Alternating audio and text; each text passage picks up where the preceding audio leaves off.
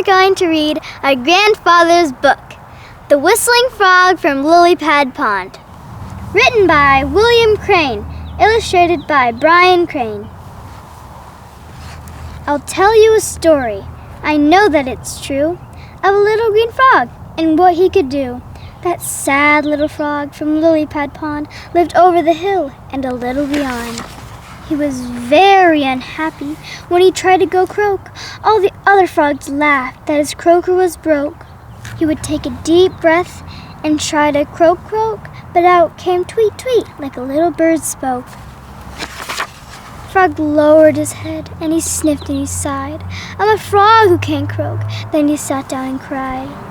Why am I here on Lily Pad Pond? Why not on the hill? Or why not beyond? I can teach you to moo, said the little bull calf, but the little duck quacked. Please don't make me laugh. Whoever heard of a frog who could moo? So what if he could? What good would it do? You should learn how to quack. Now that's a good trick. You could quack just like me when you slip where it's slick. So Frog mooed a weak moo, and he quacked a weak quack. Then he tried to croak, and the sadness came back. Sniff, sniff, little frog sniffs. Sigh, sigh, little frog sighs. He wiped away tears from his little frog eyes. Oh, Lily, my lily pad, what can I do? Duck wants me to quack, and calf wants me to moo. I don't want to sound like a duck or a cow. I'm a frog, I should croak, but I just don't know how. What can I do, Lily? Where can I go? But lily pads don't answer back, as you know. And the mood spread like ripples on Lily Pad Pond. It spread to the hill and on toward beyond. It was just then a wind came and started to blow. It blew harder, and wouldn't you know? That wind blew the lily pad to the top of the hill, with the little green frog hanging onto it still. Then it suddenly stopped, and before Frog could think, he dropped plop in a bird bath where birds come to drink. There were red birds and blackbirds and birds that were blue, and a boy on a bike, and a dog and cat too. Who are you? Said the boy.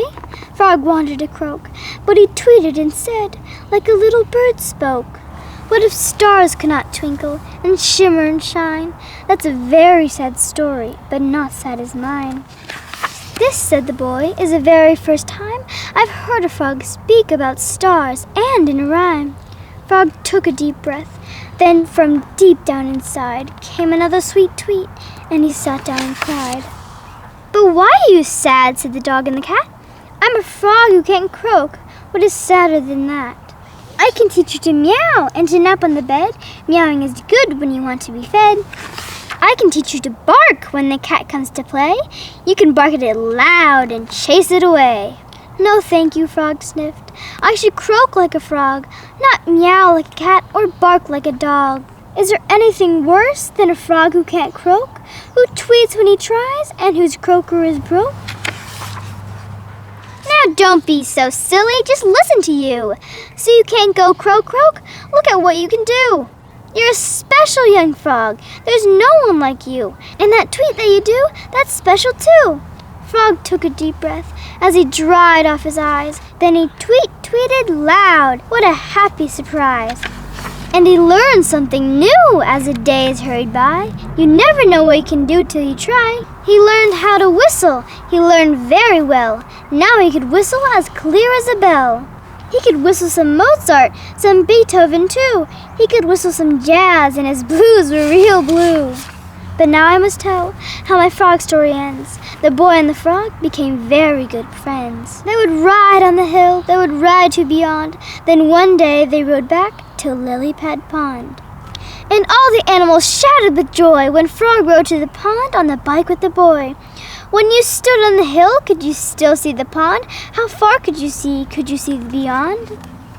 Yes, I could see it, and I've been to beyond, but I'd rather be here on Lily Pad Pond.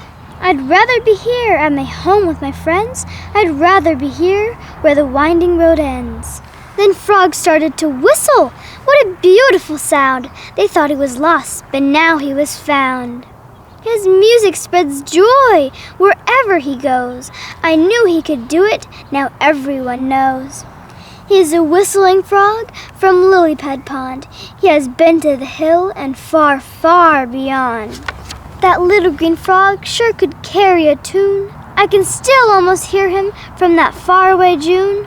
It was long, long ago. I was young just like you when the whistling frog showed us what he could do. Yes, long, long ago, I remember him still because I was the boy from the top of the hill.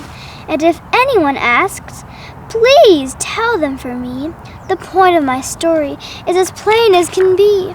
If you don't even try, you never will know how great you can be and how far you can go. I hope you guys liked the book, and remember, you never know what you can do till you try.